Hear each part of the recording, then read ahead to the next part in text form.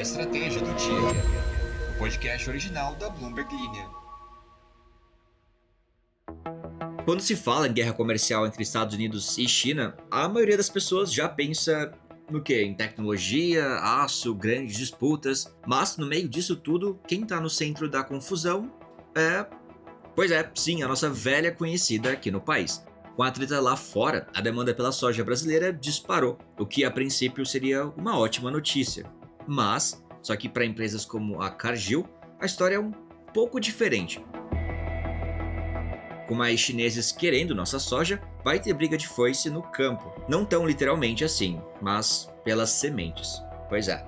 Isso pode acabar impactando nos planos da Cargill de crescer aqui no Brasil, justo agora, depois de investir bilhões, comprar usinas, armazém e terminais de grãos. Então hoje a gente vai explicar como que a disputa entre Trump e China atravessou oceanos, chegando nas fazendas brasileiras. E para falar sobre o tema, hoje a gente vai conversar com Nayara Albuquerque. Sim, a prima Nayara que vocês já conhecem. Oi Nayara, como que vai? Tudo certo, Alan, com você? Tudo ótimo. Obrigado por participar do episódio mais uma vez. Imagina. Uma pergunta não relacionada com o tema. Você tá assistindo The Last of Us? Sim, mas sem spoilers desse último episódio que eu ainda não tive tempo de ver, porque eu acordo cedo, né? Mas você assistiu? Eu não assisti a segunda temporada ainda. Eu vi só a primeira. Que absurdo! Você já jogou os dois jogos? Já.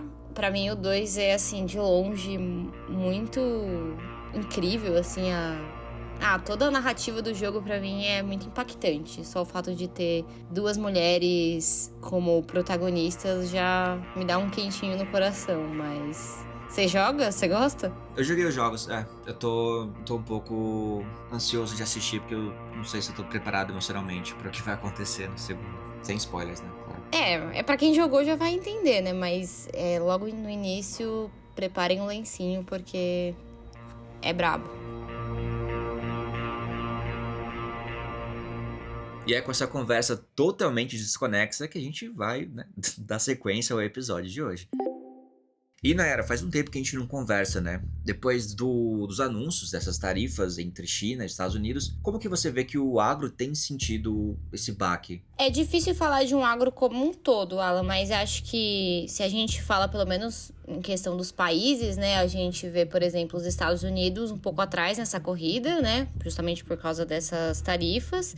A China, que é uma grande compradora, comprando mais produtos agrícolas da gente, por exemplo. Mas cada commodity vai ter o seu xadrez, por assim dizer, né? Já que cada uma é produzida e exportada para algum lugar específico. Não respondi sua pergunta, né? Mas basicamente é isso. É uma pergunta meio sem resposta também, né? Justíssimo. A China tá interessada em outros produtos do Brasil, além da soja, depois desses anúncios? A carne é sempre um produto em alta, né? Nessa procura, ainda mais pelos preços que estão super em alta. Mas a gente vê a China comprando muita soja, historicamente. Tem todo um jogo de interesses rolando, né? Mas quando a gente fala, por exemplo, de suco de laranja, o Brasil é o maior produtor do mundo de suco de laranja. Então exporta muito para fora, para União Europeia, por exemplo. Quando a gente fala de cacau, já o Brasil importa muito, né? Então, e justamente por causa das tarifas, o cacau da União Europeia, que é um dos maiores produtores, tá ganhando escala frente ao americano, por exemplo. A gente deu até uma matéria algumas semanas atrás que falava que o Toblerone, por exemplo, estava ganhando espaço frente a Hershey's. Então... E agora que você citou chocolate e exportações de grãos, me veio à cabeça uma possível história pra gente trazer aqui no podcast sobre por que o Brasil tá sendo inundado por pistache. Tem uma história, um histórico geopolítico também interessante, né? Pra quem não sabe, o Brasil, isso você provavelmente sabe, né, Nayara? Mas o Brasil não produz pistache. Então é curioso ver essa onda, esse hype pelo produto, sendo que não tem muito a ver com a gente. Total, né? E é um produto que tá super em alta. Acho que é uma pauta bem interessante pra correr atrás. Quem sabe? Aí nas próximas semanas a gente não vê alguma matéria minha aí sobre isso. Voltando aqui um pouco pro tema agora, olha, para entender essa matéria um pouco melhor, a gente precisa estar um pouco familiarizado com um termo-chave que é o esmagamento de soja. Eu definitivamente não saberia explicar da melhor forma o que é isso, e aproveitando que a Nayara tá aqui, Nayara, o que é o esmagamento? A gente fica falando, ouvindo, né, esmagamento para cá, esmagamento para lá, mas basicamente é um processo industrial que separa a semente da soja em óleo e farelo. Então, essa é a primeira etapa da industrialização da soja. O nome desse processo é esmagamento. E a gente usa óleo e farelo de soja para coisas diferentes, né? Farelo de soja, por exemplo, é muito utilizado para ração, para animal. Óleo de soja para outros processos produtivos. Então, é basicamente isso. Dá para afirmar que o Brasil ele exporta a soja em sua forma de matéria-prima, né? Ele não trabalha muito com exportação de produtos finalizados, ou também tem bastante isso? Quando a gente fala de farelo de soja, é como se fosse um primeiro processo produtivo, né? Não é bem o produto acabado, né? Não é como se a gente fosse grande exportador de ração, por exemplo. Mas a gente é grande exportador de farelo de soja, de óleo de soja, então dos derivados que a soja tem seu componente aí.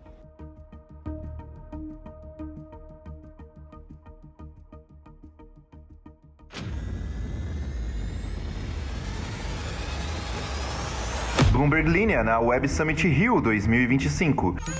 Direto do Rio de Janeiro. Uma cobertura especial com o apoio do Itaú BBA. BBA.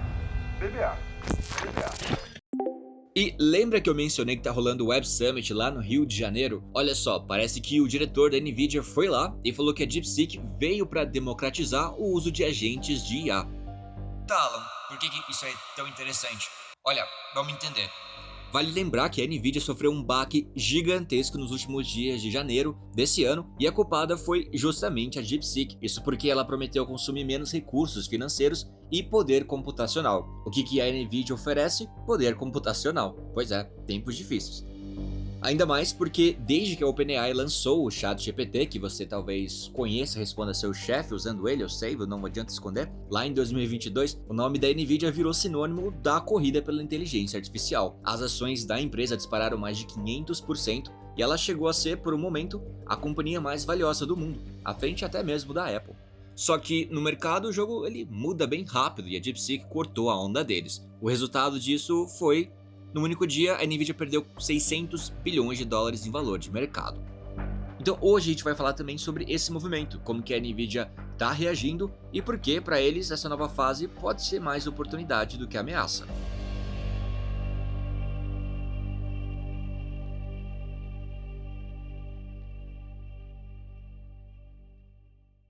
Bom, vamos falar de tecnologia e Web Summit.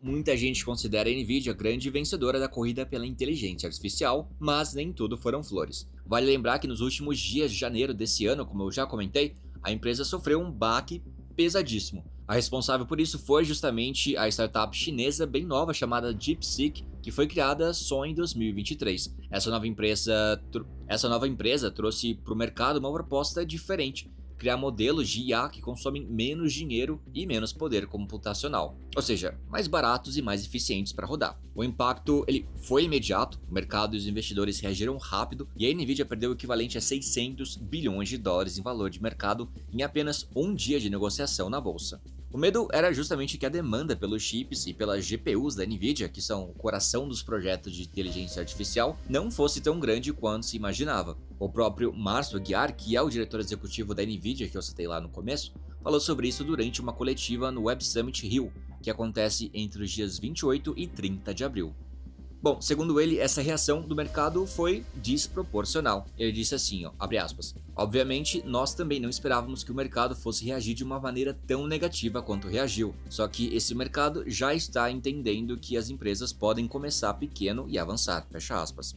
No modo geral, segundo o executivo, a DeepSeek não chegou para derrubar a NVIDIA, mas sim para democratizar o acesso à inteligência artificial dentro das empresas. Antes, muitos executivos se assustavam com as matérias que diziam quantas GPUs e quanta estrutura era necessária para treinar um modelo de IA. Agora, com essas novas abordagens, é possível começar com modelos menores, mais baratos, já que entregam bons resultados. E com o tempo, esses modelos podem sim evoluir para grandes sistemas de IA como o que a OpenAI tem hoje. Na visão da NVIDIA, então, esse movimento não é uma ameaça, mas uma oportunidade. Para eles, quanto mais empresas se interessarem por inteligência artificial, mais o mercado vai crescer. E no futuro, muitas dessas companhias ainda vão precisar dos produtos e tecnologias da própria NVIDIA.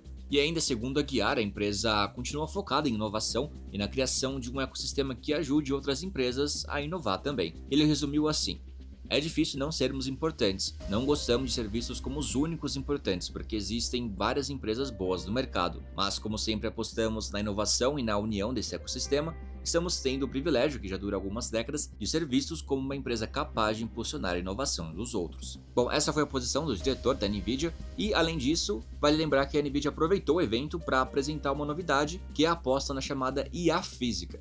Olha, basicamente eles estão combinando suas plataformas de inteligência artificial com robôs em vários setores da indústria. A expectativa é que esse mercado, chamado de Physical AI, movimente cerca de $1 trilhão no futuro. O diretor da NVIDIA explicou que as empresas estão pegando a plataforma de software da empresa, chamada Isaac, e colocando dentro de robôs, isso para criar humanoides capazes de trabalhar lado a lado com seres humanos, aprendendo com o ambiente e com as tarefas do dia a dia. Pois é, e esse foi só o primeiro dia de painéis e discussões de Web Summit. Como eu disse, essa semana a gente vai discutir sobre o que está rolando por lá, então amanhã também teremos novidades, certo?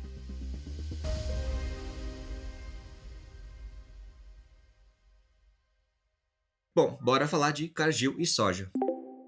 A guerra comercial que o presidente dos Estados Unidos, Donald Trump, declarou contra a China pode estar ajudando o Brasil a vender mais soja, mas para Cargill, que é a gigante do agronegócio, isso está trazendo um baita desafio. É o seguinte, como a China está comprando mais soja do Brasil, aumenta a concorrência aqui dentro pelos mesmos grãos. Isso atrapalha quem precisa da soja para outras finalidades, como fazer óleo de soja, farelo e até biocombustíveis. Foi o que explicou o presidente da Cargill no Brasil, Paulo Souza, numa entrevista à Bloomberg News. Segundo ele, essas incertezas nas tarifas entre Estados Unidos e China podem acabar mudando os planos da Cargill de expandir a capacidade de processamento aqui no nosso país. Ele disse o seguinte, abre aspas, a gente sempre fica de olho nos investimentos, mas se essas tarifas realmente prejudicarem o processamento brasileiro, aí vamos ter que rever as estratégias, disse ele.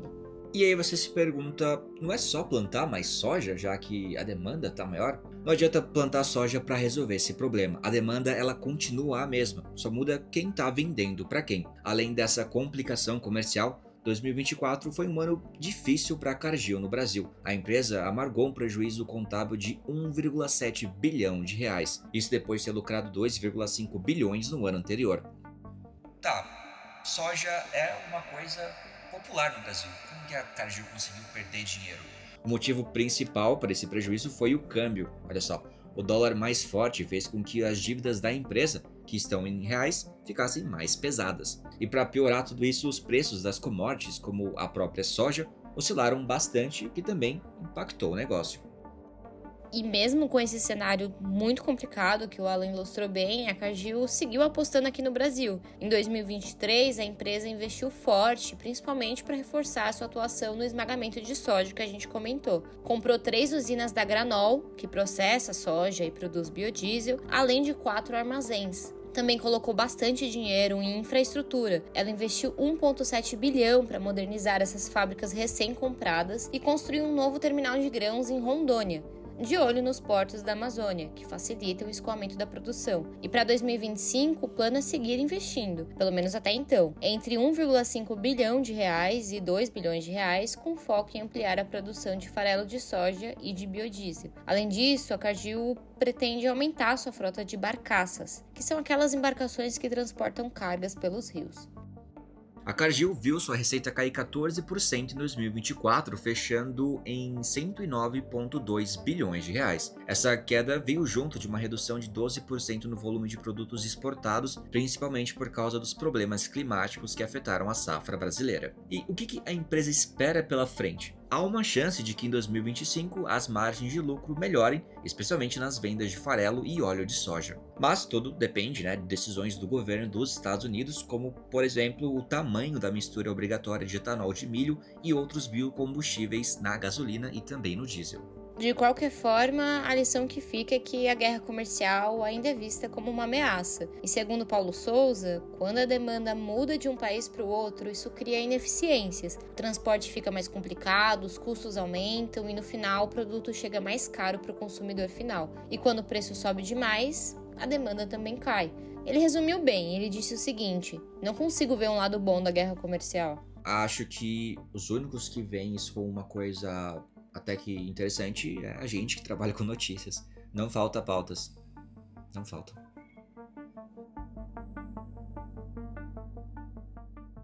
Bom, obrigado, Nayara, por vir aqui conversar sobre soja. É muito legal falar sobre água com você. Sempre um prazer, Primo Alan.